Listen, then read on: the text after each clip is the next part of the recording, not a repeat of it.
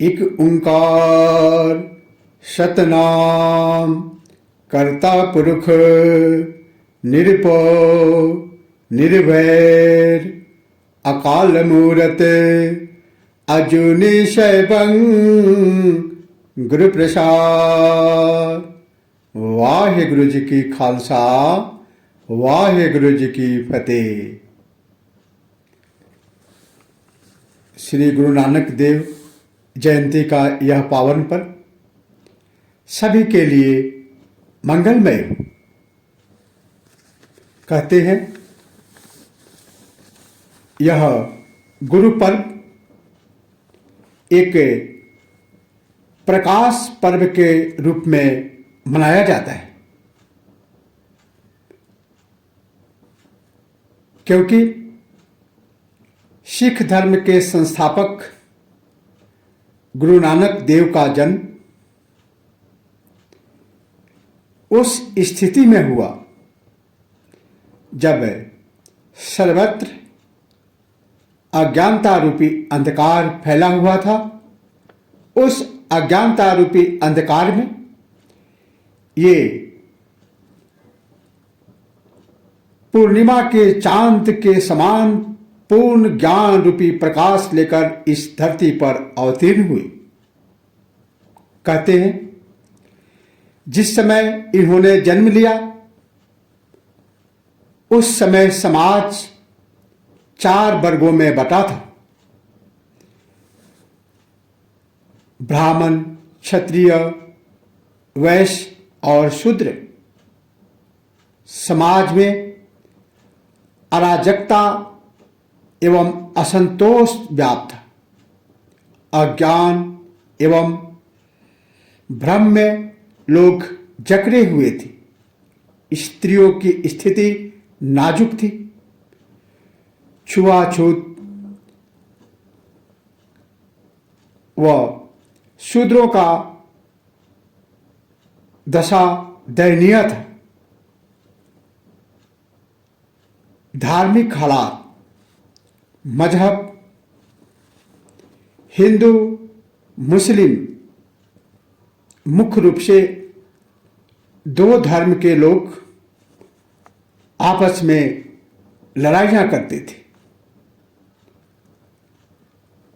राजनीतिक हालात भी कोई बेहतर न थी।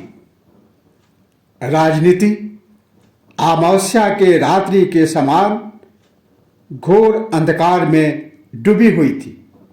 राजा सिंह के रूप धारण कर अपनी प्रजा पर अत्याचार करते थे।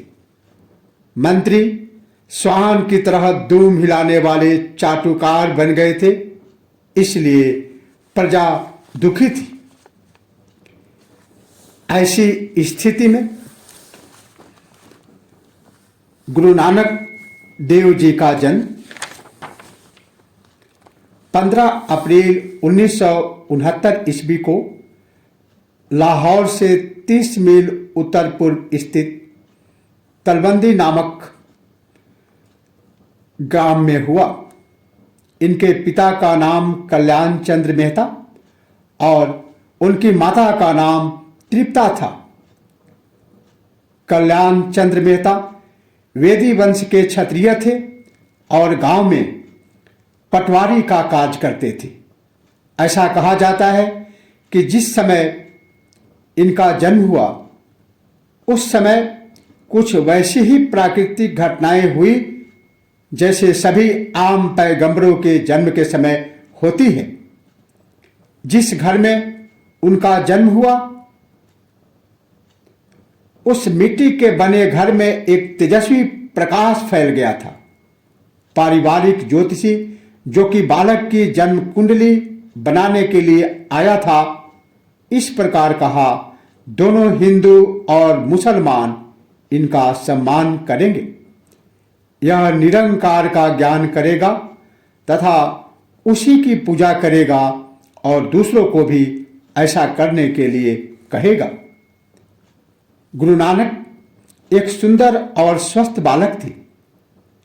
वे बड़े दयालु और सरल थे और पूरा गांव उन्हें प्यार करता था। सेवा, विशेषकर संतों की सेवा में उन्हें आनंद मिलता था। गुरु नानक ने अपनी प्रारंभिक शिक्षा गांव में ही संस्कृत और अरबी साहित्य के साथ शुरू किया और जो कुछ भी उन्हें सिखाया गया उसे शीघ्र ही सीख लिया। गुरु नानक अपना समय साधु, संतों, फकीरों के साथ तथा ईश्वर के चिंतन में बिताते थे। उनके बहनोई दीवान जयराम ने उनके लिए एक काम ढूंढा और शीघ्र ही वे सुल्तानपुर लोधी में नवाब के स्टोर में स्टोर कीपर के पद पर काम करने लगे। गुरु नानक ने सुल्तानपुर में 12 साल तक काम किया। इसी दौरान शादी बीबी सुलखनी के साथ हुई और इनके 2 पुत्रों श्री चंद्र और लक्ष्मी चंद्र दास का जन्म हुआ। उन्होंने बड़ी लगन के साथ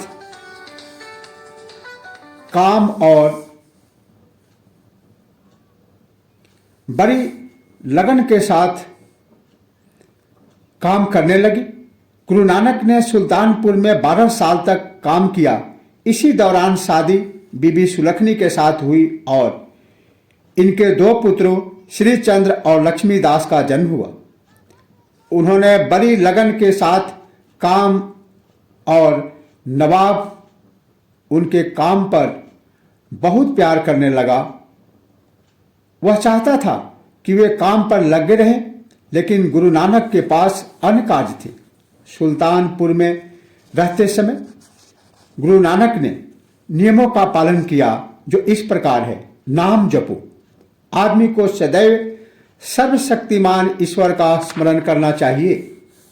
किरत करो, धार्मिक व्यक्ति को अपनी आजीविका काम करके कमानी चाहिए। बांट कर खाओ, व्यक्ति को कमजोरों और गरीबों के साथ बांट कर खाना चाहिए। गुरु नानक की दिनचर्या। नानक प्रतिदिन जल्दी उठकर पवित्र बेई नदी में स्नान करते थे। 1497 में एक दिन जब उन्होंने नदी में डुबकी लगाई तो 3 दिन के बाद सब शक्तिमान परमात्मा से ज्ञान संदेश लेकर निकले और तभी से वे गुरु नानक कहलाने लगे। यह घटना उनकी 25 साल की आयु में हुई। सर्वप्रथम उनके मुख से यह शब्द निकले, न कोई हिंदू न कोई मुसलमान, जिसका अर्थ है, साधारण अर्थ तो यह है कि कोई भी ऐसा सच्चा हिंदू नहीं है जो अपने हिंदू धर्म का जो सिद्धांत है, जो शिक्षाएं हैं, उसका पालन करे, और कोई सच्चा मुसलमान नहीं है जो मोहम्मद पैगंबर के बताए हुए मार्ग का अनुसरण करे। लेकिन वास्तव में इसका आध्यात्मिक मीनिंग, इसका दार्शनिक मीनिंग कुछ और है। गुरु नानक देव जी का कहना है, एक नूर नू सगज उपज्यो, को भलो को मंदो। एक ही परमात्मा का हम सब संतान हैं। इसमें न कोई हिंदू है, न कोई मुसलमान है, न कोई सिख है, न कोई ईसाई है। परमात्मा ने हिंदू, मुसलमान, सिख, ईसाई बनाकर नहीं भेजा, इसे हमने खुद बनाया है। मजहब की जो दीवारें खड़ी की है वो हमारी खुद बनाई हुई है। परमात्मा ने किसी प्रकार का कोई दीवार बनाकर यहां नहीं भेजा। हम सब एक ही परमात्मा के संतान हैं, इसलिए आपस में भाई भाई हैं। इसलिए हमें आपसी नफरत से बचना चाहिए। हमें आपसी भाईचारा, प्रेम, मोहब्बत के साथ अपना जीवन यापन करना चाहिए। परमात्मा से ज्ञान प्राप्त करने के बाद गुरु नानक देव जी ने इसे पूर्ण करने के लिए सोचा और उन्होंने अपने संबंधियों को छोड़कर एक निम्न वर्गीय सरिंदा बजाने वाले मुसलमान भाई मर्दाना को साथ लेकर संसार में परमात्मा के संदेश के प्रचार के लिए चल पड़ी। गुरु नानक देव जी ने सुंदर यात्राएं की, जिसे उदासियां कहा जाता है। पहली यात्रा में उन्होंने हिंदू तीर्थ मुख्यतः हरिद्वार, इलाहाबाद, बनारस, आसाम, बंगाल और उड़ीसा की यात्रा की। गुरु की दूसरी यात्रा दक्षिण में त्रिचनापल्ली, गुंटूर, कांचीपुरम, त्रिवेंद्रम, श्रीलंका तक हुई। तीसरी यात्रा उत्तर में जम्मू कश्मीर, हिमाचल प्रदेश, तिब्बत, नेपाल, गढ़वाल की पहाड़ियों में हुई। चौथी यात्रा पश्चिम के सिंध, मक्का, मदीना, मिस्र, Sudan, Turkey, Baghdad, Iran, Kandahar, Afghanistan, Khyber दरे से होकर उत्तर पश्चिम के सीमावर्ती देशों, सिंध नदी के पार हसन अब्दाल, पंजा साहिब से एमेनाबाद होकर करतारपुर में पूरी हुई। इन यात्राओं के द्वारा अपना संदेश प्रचार करके उन्होंने एक गृहस्थी का संपूर्ण जीवन करतारपुर लाहौर के निकट बिताया और यहीं रहकर उन्होंने सत्संग और उपदेश दिए। 1539 में 70 साल की आयु में गुरु गद्दी अपने बेटों लक्ष्मीचंद्र और श्रीचंद्र को न देकर एक सुयोग्य उत्तराधिकार भाई लहना को गुरु अंगद का नाम देकर सौंपी और परलोक सिधार गई। उनकी सिद्धांत, उनके द्वारा बताए गए सिद्धांत, जो धार्मिक सिद्धांत इस प्रकार है। ईश्वर एक है, एक ईश्वर की पूजा में विश्वास करना चाहिए। 10 गुरुओं और गुरु ग्रंथ साहिब में विश्वास, संगत और पंगत, जैसी करनी वैसी भरनी, अंधविश्वास नहीं, जाति प्रथा नहीं, पंच ककार, केस, कंघा, करा, कृपान, कछहरा। अपनी कमाई का 10वां भाग दान दो। स्त्री को समानता, तनखैया, न डरो न किसी को डराओ। संत सिपाही पुजारी वर्ग की धरोहर नहीं। मुख्य शिक्षाएं। गुरु नानक की मुख्य शिक्षाएं या सिख धर्म का विश्वास इस प्रकार है। ईश्वर एक है और अनंत, एक है जो अनंत है और वह किसी मृत्यु या नस्वान मनुष्य के रूप में इस धरती पर अवतार नहीं ले सकता। वह निरंकार है और उसकी रूपरेखा नहीं है। वह सबका पिता है, सृष्टि करता है तथा रक्षा करता है। वह निर्भय है, शत्रुहीन है, समय से परे है तथा अनुभव गुरुओं के माध्यम से ही किया जा सकता है। गुरु ग्रंथ साहिब में जो आध्यात्मिक संदेश दिया गया है उसका पालन करते हुए, उसका स्मरण करते हुए उस बाह्य गुरु को महसूस किया जा सकता है। परमात्मा और आत्मा का संबंध पति और पत्नी की तरह से है। परमात्मा और आत्मा के बीच संशय, अज्ञान और असत्य की दीवार है। परमात्मा की सत्ता स्वीकार करना तथा उनके प्रति समर्पण द्वारा ही उस दीवार को हटाया जा सकता है। मनुष्य जीवन अच्छे कर्मों के आधार पर मिलता है, लेकिन इस जन्म चक्र से छुटकारा केवल ईश्वर की कृपा से ही प्राप्त किया जा सकता है। इसके साधन ऊपर बताए गए हैं। यदि ईश्वर की कृपा नहीं प्राप्त हुई तो 84 लाख योनियों में जन्म मृत्यु के चक्र को पूरा करना होगा। जाति प्रथा नहीं, विश्वास नहीं, दंड।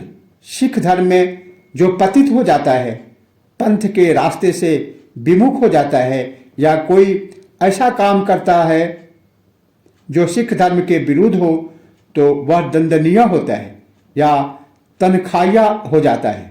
इसका निर्णय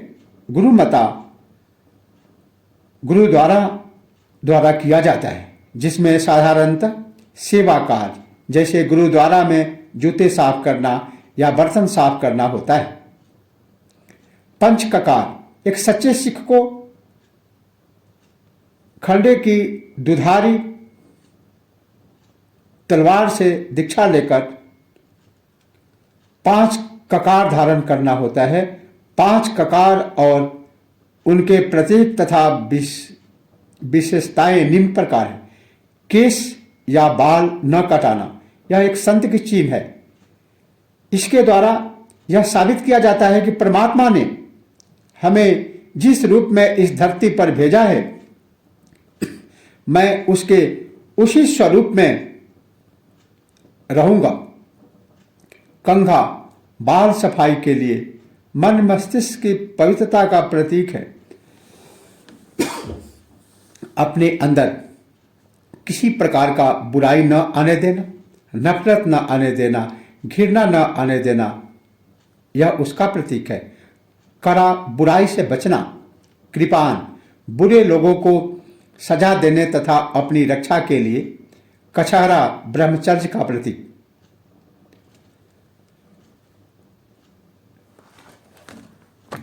सिख धर्म में गुरु नानक देव का मुख्य शिक्षाएं हैं नाम जप, किरत कर और बांट कर खाओ। सिख धर्म में मूल मंत्र, जिसमें गुरु नानक देव जी ने जो ज्ञान प्राप्त किया था, उस ज्ञान को एक सूत्र रूप में, एक मूल मंत्र में गुरु ग्रंथ साहिब में संग्रहित कर दिया गया है, जिसे मूल मंत्र कहा जाता है। एक ओंकार सतनाम कर्ता पुरुष निर्भव निर्वैर अकाल मूरत अजूनी शैवं गुरु प्रसाद। एक ओंकार, ईश्वर एक है। सतनाम, उसी का नाम सच्चा है। कर्ता पुरुष, वही इस संसार का करने वाला है, इस संसार का रचना करने वाला, सृष्टिकर्ता, पालन करता वही है। निर्भव, वह अजन्मा है, निर्भय शत्रुहीन है, निर्भय है, उसे किसी से वैर नहीं है। अकाल मूरत, वह समय से परे है, निरंकार है। अजूनी शैवं, उसका अनुभव गुरु प्रसाद, गुरुओं की कृपा से किया जा सकता है। सिख धर्म में एक ईश्वरवाद और आपसी भाईचारा तथा सेवा धर्म का जो मिसाल कायम किया गया है, वह अनुपम है।